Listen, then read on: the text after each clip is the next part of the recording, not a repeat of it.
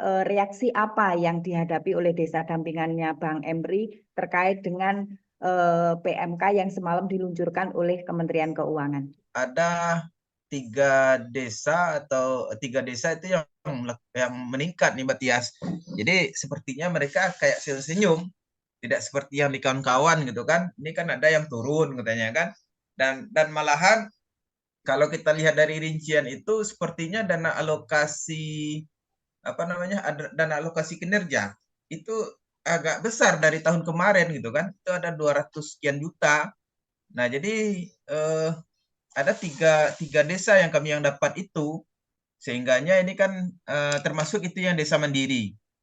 Jangan lupa subscribe channel Nagari Banget dan aktifkan notifikasinya. Selamat pagi Mbak Tias, Assalamualaikum warahmatullahi wabarakatuh. Waalaikumsalam. Nah, ini kita ingin tahu ini mungkin apa yang pengalaman atau reaksi apa yang dihadapi oleh desa dampingannya Bang Emri terkait dengan PMK yang semalam diluncurkan oleh Kementerian Keuangan. Monggo, Mas. Baik Mbak Tias, terima kasih. Jadi betul kata Kang Iman, ini sepertinya kado akhir tahun nih bagi desa terkait dengan dikeluarkannya alokasi dana desa per desa. Nah, jadi kemarin kami sudah sampaikan di grupnya khusus untuk Sekdes atau Seknak di kami share, dan kemudian kawan-kawan dari data itu ada tiga desa itu yang meningkat nih Mbak Tias. Jadi sepertinya mereka kayak senyum, tidak seperti yang di kawan-kawan gitu kan. Ini kan ada yang turun katanya kan. Dan malahan kalau kita lihat dari rincian itu sepertinya dana alokasi kinerja itu agak besar dari tahun kemarin gitu kan. Itu ada 200 sekian juta. Nah, jadi ada tiga desa yang dapat itu, sehingganya ini kan termasuk itu yang desa mandiri. Sehingga sudah ada dua desa di kami ini yang sampai dia 1M. Nah, yang perlu kami sampaikan sedikit di sini Mbak Tias, ini kan banyak teman-teman yang di grup menyampaikan ini kami atau kita TPP sudah berupaya untuk meyakinkan desa itu mandiri. Tapi tahu-tahunya katanya kan ini alokasi dana desanya turun.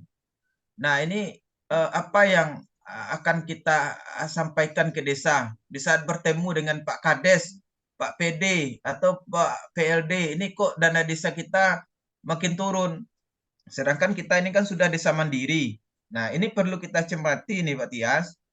Jadi di dalam PMK itu kan ada perhitungan alokasi dasar, alokasi formula, afirmasi dengan alokasi kinerja. Ada 4 poin yang Mbak Tia sampaikan tadi.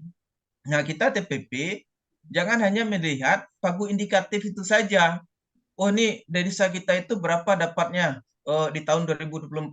Oh, desa kita itu tahun 2025 nanti akan berapa desa itu dapat dana desa. Jangan kita hanya terpaku dengan angka-angka. Nah, kita perlu juga cermati cara perhitungannya Kemenkeu itu seperti apa. Nah, itu di dalam PMK biasanya itu terletak dia di pasal 6 sampai dengan pasal 12 Mbak Tias. Itu sudah saya cermati, itu teknis dia perhitungan atau penjelasan terkait dengan perhitungan dari masing-masing indikator tadi. Di pasal 6 itu dijelaskan terkait dengan perhitungan alokasi dasar. Nah, alokasi dasar itu 65% dia letaknya di situ.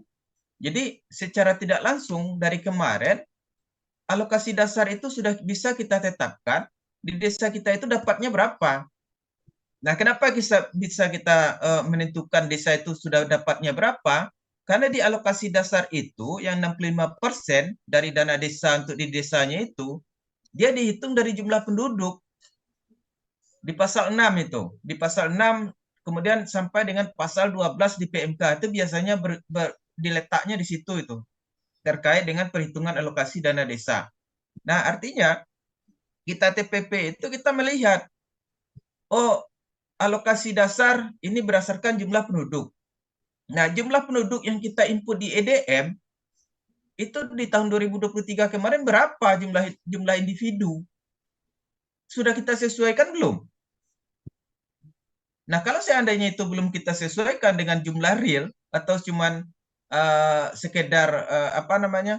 Sekedar kita IDM itu hanya sekedar desa itu, oh ini IDM Bapak Ibu Kades Sekdes tolong diisi.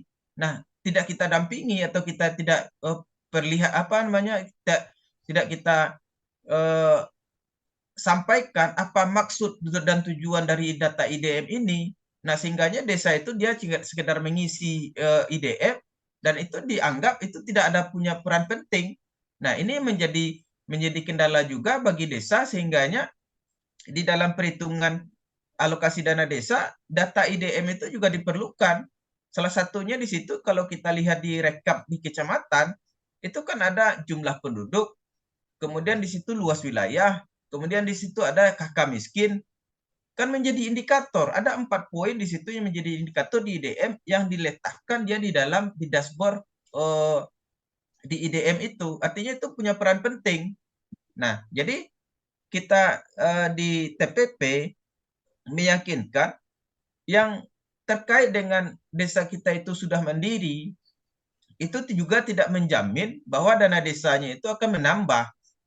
Nah, desa mandiri itu menjamin dari kinerjanya kepala desa selama ini. Dari 6 tahun menjabat, ini kami ujung-ujung ini Mbak Tias, ini tahun terakhir Pak Kades kami ini dia menjabat menjadi Kades. Nah, jadi artinya kami sampaikan, ini tahun terakhir Bapak, dari 3 indikator ini tercapai tidak terkait dengan kinerjanya selama ini. Jika seandainya ini tidak sampai ke mandiri, berarti gagallah kita Bapak selaku kepala desa menjabat selama 6 tahun ini. Nah, ini menjadi perhatian kita, Mbak Tia. Jadi artinya kita TPP pahami kembali terkait dengan apa namanya isi dari Permendes. Ini Pak Ivan sudah masuk, Mbak Tias. Terima kasih. Itu dulu, nanti kita sambung. Jangan lupa subscribe channel Nagari Banget dan aktifkan notifikasinya.